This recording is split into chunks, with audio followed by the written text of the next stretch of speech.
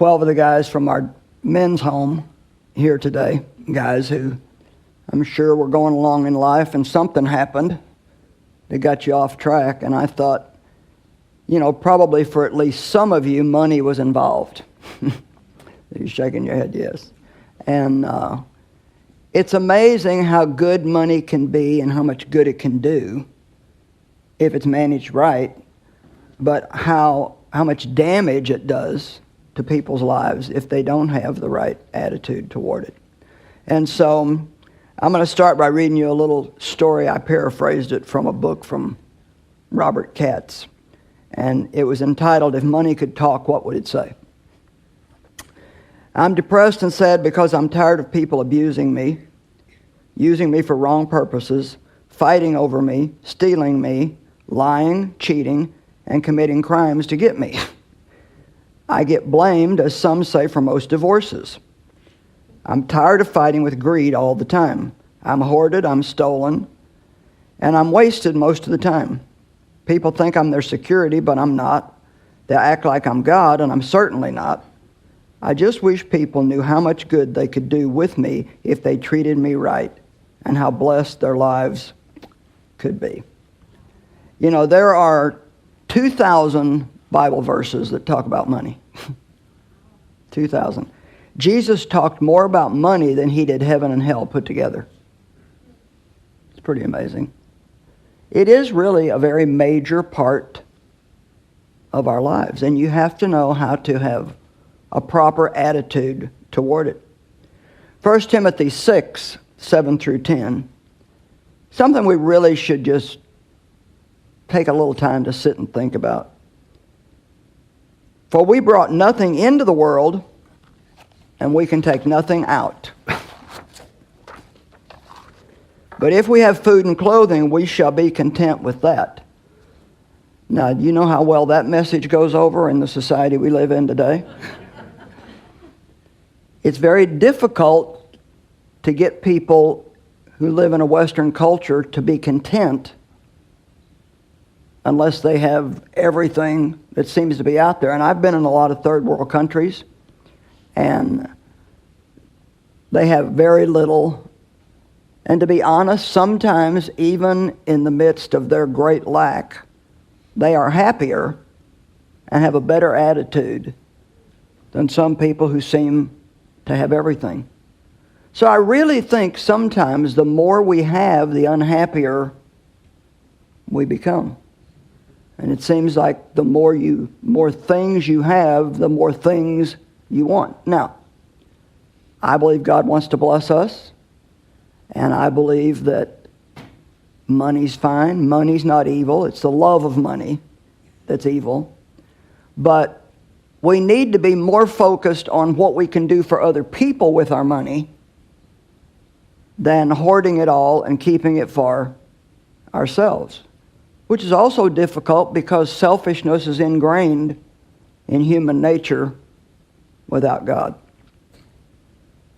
Those who want to get rich fall into temptation and a trap and into many foolish and harmful desires that plunge people into ruin and destruction. For the love of money is a root of all kinds of evil. Some people eager for money have wandered away from the faith and pierced themselves with many griefs. I remember one time the Lord told me there's 2 tests you have to pass concerning money. How you behave when you don't have enough, and how you behave when you have a lot. And I thought that was interesting because sometimes the more you have, the more it draws you away from God, because we can become self-reliant. We don't have needs, and so it's easy to start depending on the money to take care of us rather than God. And no matter what we have, no matter how much we have, no matter how much money somebody has invested, it could literally disappear overnight, the way the world is. And so, the love of money is evil, but not money. Money actually can be a great blessing if you learn how to use it to make other people happy. And the Bible says in Acts that it is more blessed to give than to receive. And yet it's so hard for us to get into that area of living to give rather than living to get. And the thing is if you can see the spiritual side of it, you cannot outgive God. And so the more you give, the more He's going to do for you. And the more you give, the more you do for other people, the happier you're going to be. The reason why it's more blessed to give than to receive is because if you get something, you only get the thing, which is good.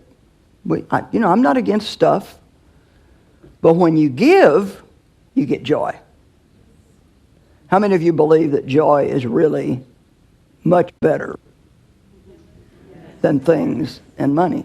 Because no matter what you have, if you have no peace and you have no joy, then what's it worth? It's worth absolutely nothing. So, James Dobson had a great revelation one time while he was playing the game Monopoly. Maybe all of you don't know what Monopoly is, and I don't have time to go in and explain it, but he was playing very aggressively, getting houses and turning them into hotels and taking everything everyone had and putting them out of the game. And soon everybody had lost all they had, and he had it all. I underline that he had it all, because isn't that what we want? We want to get it all. And that game is a good example of just, I don't care who I take it away from, and I don't care what happens to you, I want you to have nothing left, and I want to have it all. Well, it's just a game, but sometimes we can let that kind of an attitude also get into our lives. As he started putting the game away, he began throwing the pieces back in the box, when he suddenly realized, and I want you to get this, when our lives are over, everything we have gained will go back in the box, so to speak. And someone else will come along and start all over with what we worked all of our lives to get. So why not spend your life doing something that will last? And the Bible tells us that what we give here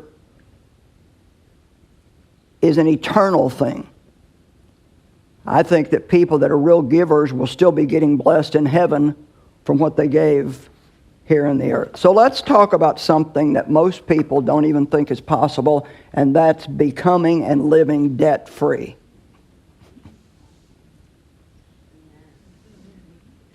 You can never do it if you don't believe it's possible. And so, all things are possible with God. You can live debt-free. Debt is very oppressive. It's a very heavy burden. Gives people nervous breakdowns, stress of all kinds. It never occurs to these people that they could live debt-free if they handle their money wisely. Mark 19:26, Jesus looked at them and said, "With man, this is impossible, but with God, all things are possible." That is like my scripture for the year. I want to really stir myself up in faith again and just believe there's nothing that God can't do. So everybody say nice and loud, I can live debt-free. I can live debt-free. Boy, doesn't that sound good? A person can never be debt-free if they're addicted to instant gratification. And boy, we have a big problem with that today, don't we? We want it right now. But if you ever want to be debt-free, you have to learn how to be patient and save for what you want, and then pay for it and not have a debt on it. Being debt-free requires saving money for things you need, and I drew a big circle around you need. Because you see, we think we need a lot of things that we really don't need. Or we can even think that we need something that we've already got 50 of at home. How many of you ladies can see a pair of earrings and think, oh, I need those? I used to buy earrings because they were pretty, and then I didn't have anything to wear them with. And a girl that I buy a lot of my clothes from, she'll have some pretty jewelry in her shop, and I'll say, "Oh boy, those are pretty. I want those." And she'll say, "Now wait a minute, Joyce, what are you going to do with them?" And I wonder how many things you have in your home, in closets and drawers, that you've paid for and have never used one time. And couldn't even find if you needed it. You have to stop spending everything you have and then borrowing more to get all these things that you want but really don't need. Now, credit cards are great if you can manage them, but to be honest, the only way that you should use credit cards, and it may take you a while to get to this point, is to not put anything on them that you cannot pay off at the end of the month.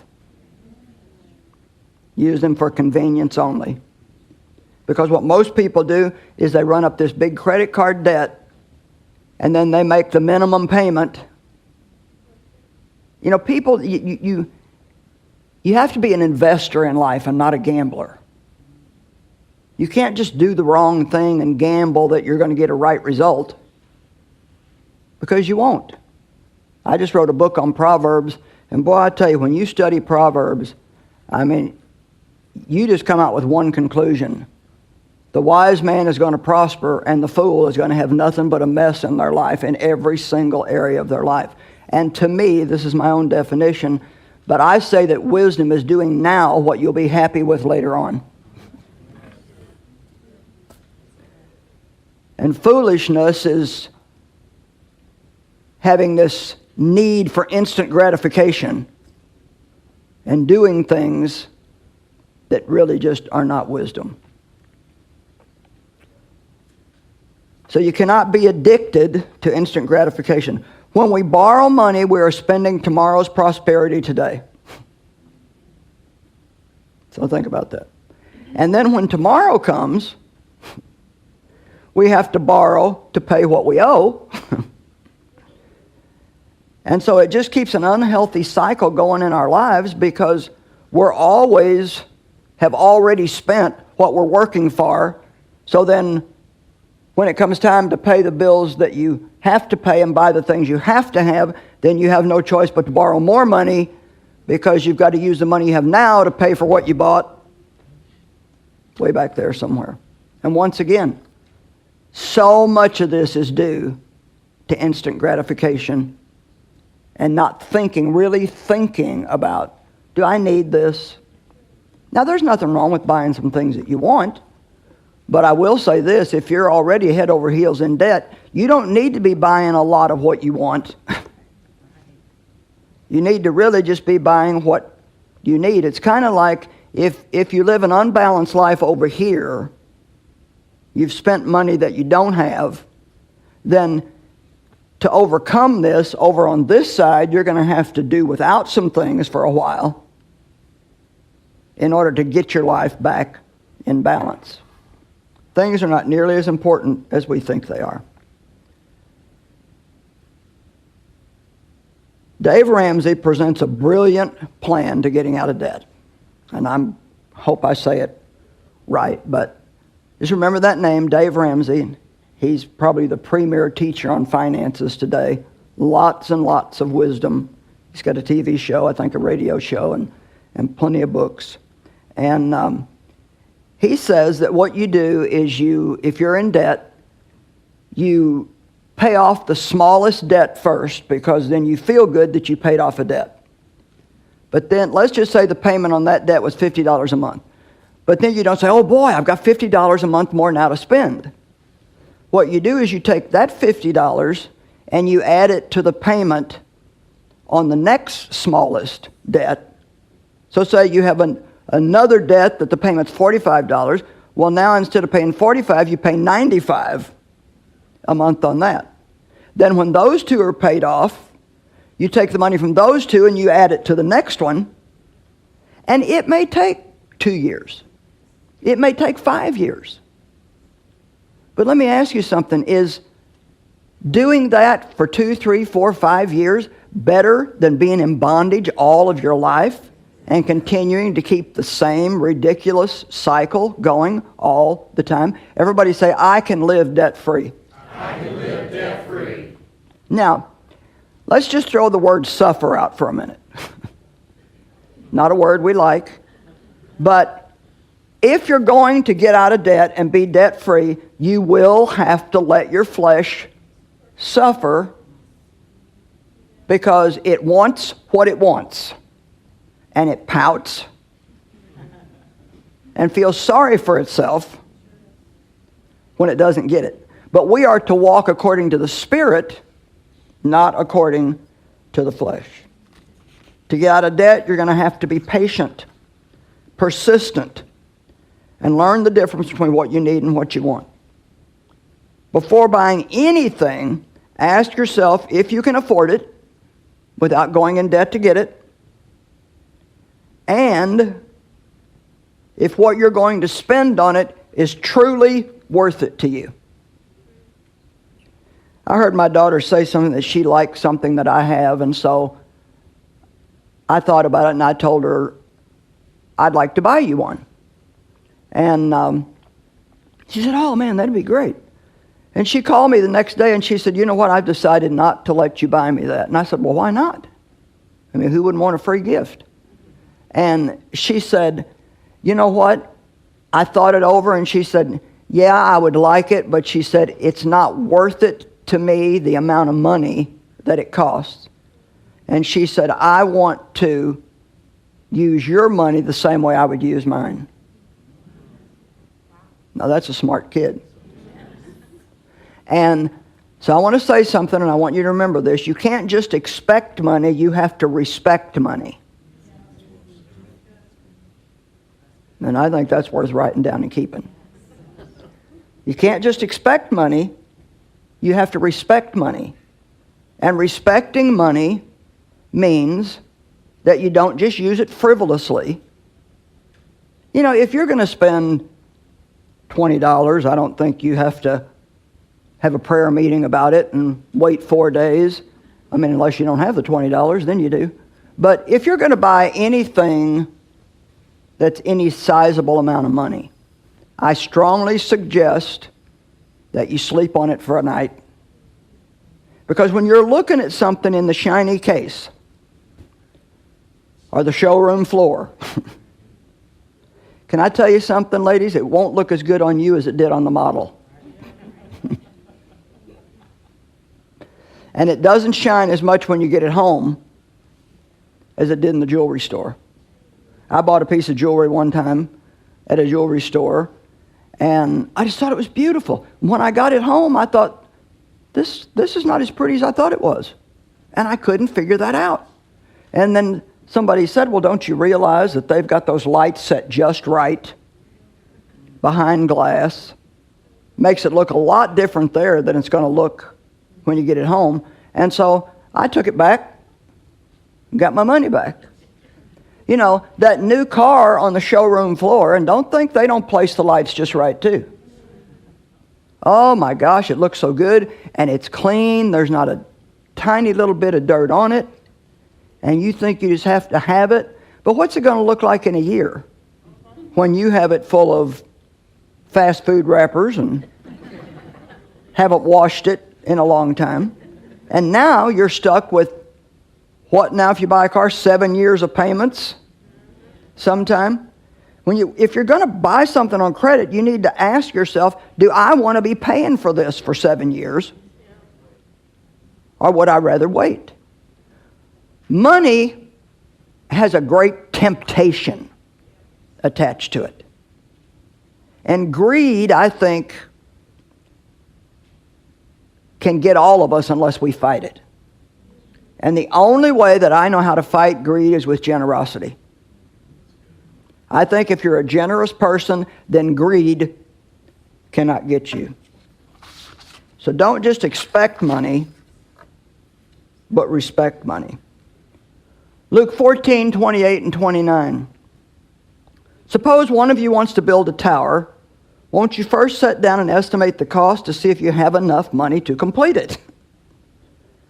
But if you lay the foundation and are not able to finish it, Everyone who sees it will ridicule you.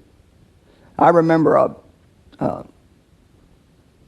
subdivision that we drove by occasionally when we were in this certain area on our way back and forth to the airport. And it had a great entrance, and there was partial of 2 houses built in there, and it just, nothing. It never, what happened, we'd say? Well, obviously, they committed to something that they didn't have enough money to finish. And so it looked ridiculous with this beautiful front and 2 half-built houses. And to be honest, when we spend all this money on credit and then maybe end up having to file bankruptcy, I know some people have to do that. I'm not trying to make anybody feel bad, but that's something that we should not let ourselves get in that kind of a mess to have to do.